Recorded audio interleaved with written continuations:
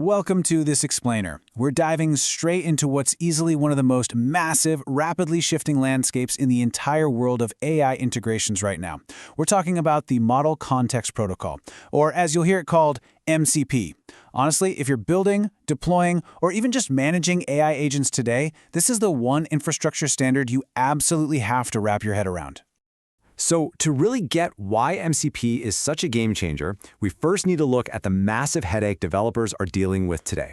It's known as the M times N integration nightmare. Imagine this. You've got 20 different AI models you want to use, right?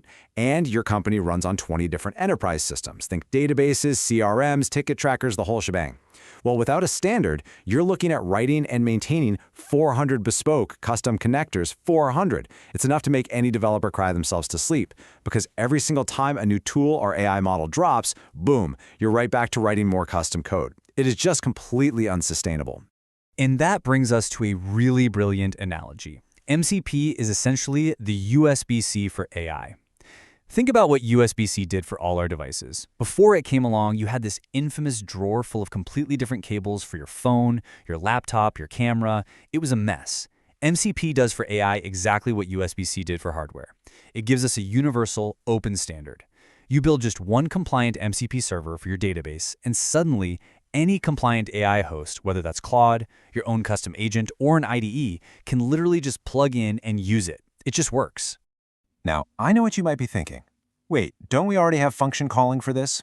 And yes, we do, but traditional function calling relies on stateless, custom APIs. You literally have to manually hard-code the tool definitions into every single prompt you send. MCP flips that entire paradigm on its head. It brings in this standardized session-level context that works universally across multi-model deployments. It fundamentally decouples the AI model from those external functions. So instead of hard coding, the AI dynamically discovers what it can do at runtime. It's a massive shift. Here's how we're breaking things down today. First, we'll look at the arrival of MCP. Then we'll pop the hood to see how it actually works, check out some real-world applications, dive into the enterprise scale, and finally, tackle the security risks. Section 1. Enter MCP, the open standard. Okay, let's get a clear definition on the board. The Model Context Protocol is an open JSON-RPC 2.0 standard. It connects AI models to external tools, data sources, and prompts, and it completely eliminates the need for that custom per-integration code we were just talking about. But what's truly fascinating here is the trajectory it took. Anthropic originally launched this back in November 2024. But fast forward just 1 year to December 2025, and it was actually donated to the Linux Foundation. That pivot from a vendor-specific project to a truly neutral open standard, that was the exact signal the enterprise world was waiting for to adopt MCP safely at scale. Section 2. How MCP actually works. Under the hood. So the foundational building blocks of this protocol are actually surprisingly elegant. A server exposes its capabilities to a client using just 3 core primitives. First up, we've got tools. These are your executable actions, things like actually querying a database or triggering a live API. Second, we have resources. Think of this as read-only context, like pulling up a specific file or looking at a database schema. And third, prompts, which are reusable templates that help guide how the AI interacts. Notice the flow here, moving from server to client. This means the AI doesn't need to be pre-trained on your specific internal tools, it just reads what's available and acts on it.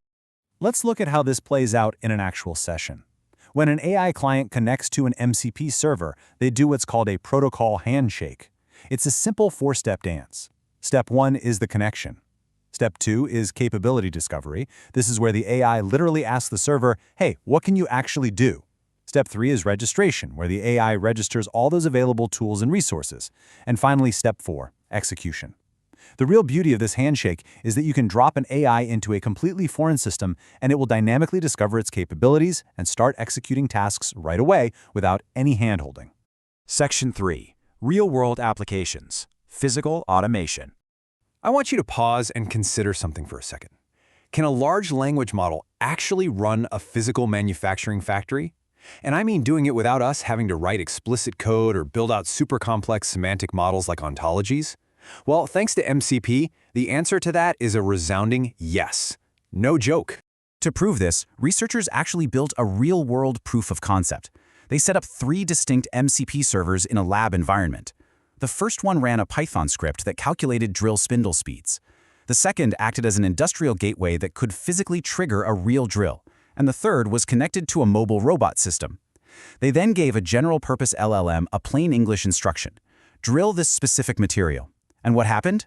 The LLM used MCP to discover all the tools, calculated the necessary speed itself, physically triggered the drill, and then dispatched the robot to move the piece. It autonomously orchestrated an entire physical factory sequence purely by reading those MCP tool descriptions. Honestly, that is just mind-blowing. Section 4. Enterprise Scale and Impact. Now, let's talk business impact, because the scale of adoption we're seeing here is just staggering. Within a mere 18 months of its introduction, 28% of Fortune 500 companies had already deployed MCP servers in their production environments. Let that sink in.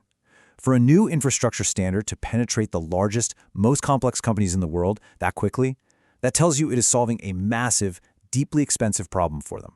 And if we break those numbers down further, the fintech sector is completely leading the pack with an incredible 45% adoption rate. Why fintech? Well, financial institutions feel this pain acutely. They are notoriously bogged down with dozens of legacy systems, strict compliance databases, and endless SaaS tools. For them, MCP is acting like the ultimate unifier, finally letting their AI agents talk to everything seamlessly. The return on investment coming out of this is huge. Take Block, the company formerly known as Square. They reported a massive 98.7% token reduction just by deploying their internal agents via MCP. Across the board, enterprises are reporting up to a 70% drop in their AI operational costs. But, and this is a really critical caveat I want you to take away from this explainer, MCP does introduce a 600 millisecond to 3-second baseline latency. So, what does that mean? It means MCP is absolutely perfect for complex orchestration and background tasks, but you're definitely not going to use it for microsecond critical paths like high-frequency trading. It's just not built for that. Section 5. The security battleground, high-stakes governance. Now we have to talk about the dark side of this power. And I'll be honest, this is a frankly terrifying statistic. When security researchers analyzed the early MCP ecosystem, they found that a whopping 43% of the analyzed MCP servers contained command injection flaws. Think about the implications there. When you give an AI the ability to dynamically execute tools on your internal servers, even a single misconfiguration can be absolutely catastrophic. The specific attack vectors we're seeing in the wild are very real and very visceral. We're talking about tool poisoning, where malicious data gets fed in to exfiltrate things like WhatsApp messages. We're seeing shadow MCPs being spun up by developers who are completely bypassing their IT departments. There are rug pulls where tools definition is sneakily changed right after it gets approved. And there have even been highly publicized remote code execution exploits involving major platforms like Figma and Cursor. The core issue is that when an AI blindly trusts a tool description, it will confidently execute a malicious payload without a second thought. So, the absolutely crucial question is, how do we fix this? Well, developers are quickly realizing that you simply cannot just hook an AI directly to a database via MCP and call it a day. You have to build what's called a presenter layer. Look, if you just dump a raw database query straight to an LLM, you are risking a massive token explosion. You risk the AI getting confused and hallucinating based on weird internal database IDs. And worst of all, you risk leaking personally identifiable information. The presenter layer acts as a shield. It sits right in the middle, carefully redacting sensitive fields and giving the LLM only the strict, structured, safe view it actually needs to get the job done. Ultimately, securing your MCP implementation requires a serious defense-in-depth approach. You absolutely must run your local servers inside Docker-style containers with very strict sandboxing. At the enterprise level right now, organizations are deploying policy-enforcing MCP gateways. They're using OAuth 2.1 to guarantee credential isolation, and they're heavily utilizing pre- and post-call interceptors. Because in this new world, trust isn't just earned when you log in. It has to be rigorously verified on every single tool call to make absolutely sure the AI isn't being manipulated. All of this brings us right to the core tension of having a USB-C for AI. Yes, we have finally solved the M times N integration nightmare, but in doing so, we've birthed a completely new challenge in IT governance. In an era where an AI agent can dynamically plug into literally any enterprise system, read its capabilities, and execute actions totally autonomously, how do we verify what it decides to do next? It's easily the most exciting infrastructure shift happening in AI right now, for sure. But ensuring it actually remains secure, that is going to be the major battleground of the next decade. Thank you so much for joining me on this explainer.